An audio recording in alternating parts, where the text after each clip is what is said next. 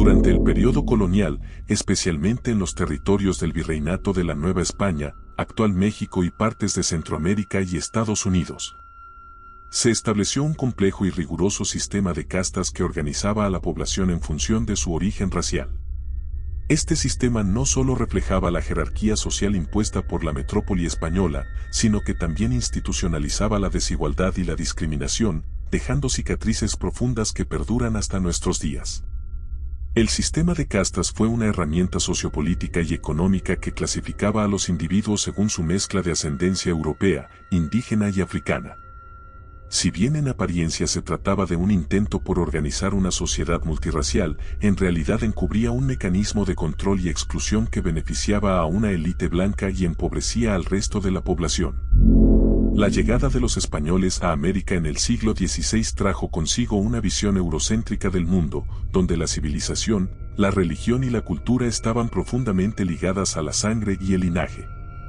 La conquista del Imperio Mexica en 1521 y la posterior colonización del territorio dieron lugar al mestizaje entre españoles, indígenas y africanos traídos como esclavos. La corona española, al ver el crecimiento de una población heterogénea, comenzó a registrar y clasificar a los habitantes en función de sus orígenes. Lo que inicialmente eran simples descripciones sociales se convirtió, a lo largo del siglo XVII, en una estructura formalizada y sistemática, el sistema de castas. Antes de empezar, no olvides suscribirte, comentar y darle like al video. El sistema de castas clasificaba a las personas en una escala piramidal basada en su pureza de sangre. Algunas de las principales castas eran: españoles peninsulares, nacidos en España. Ocupaban la cima de la pirámide y controlaban la política, la economía y la religión. Criollos, hijos de españoles nacidos en América.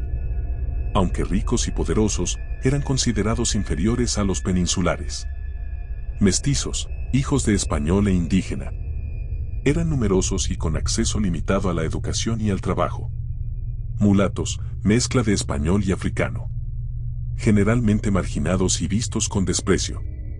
Zambos, mezcla de africano e indígena. Situados en los niveles más bajos. Indígenas, protegidos nominalmente por la corona, pero explotados y obligados a pagar tributos. Negros, esclavizados o libertos, eran considerados los más bajos en la escala social.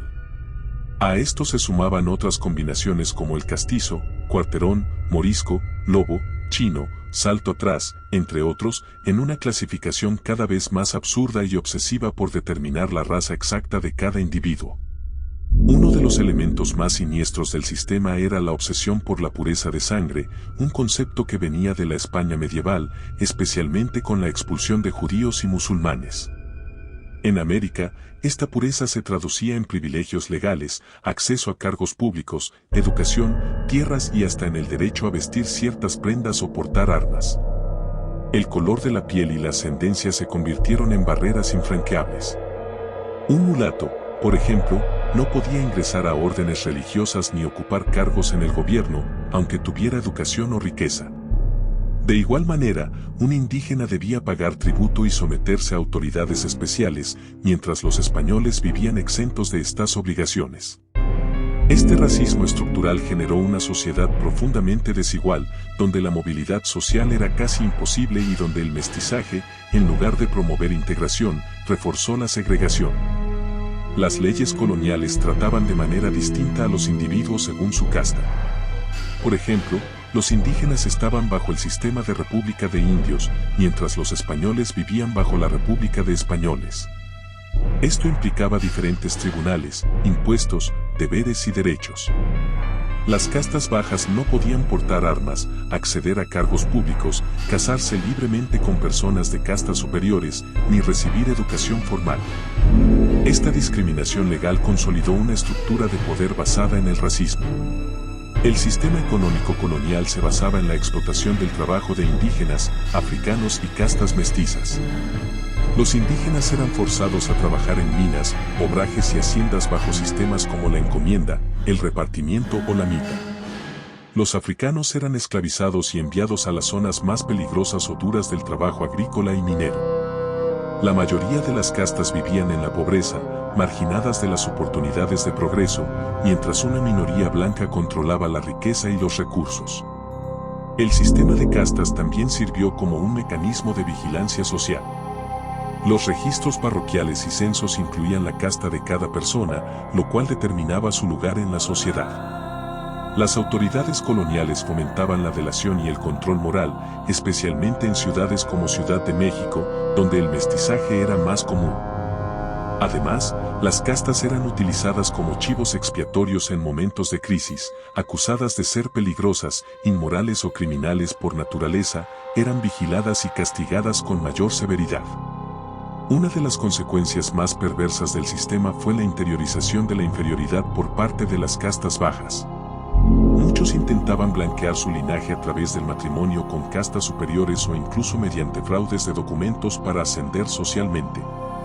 Esta dinámica promovía el desprecio hacia las propias raíces indígenas o africanas y alimentaba un racismo internalizado que persiste en la actualidad. Uno de los legados más visibles del sistema de castas son las pinturas de castas, una forma de arte desarrollada en el siglo XVIII.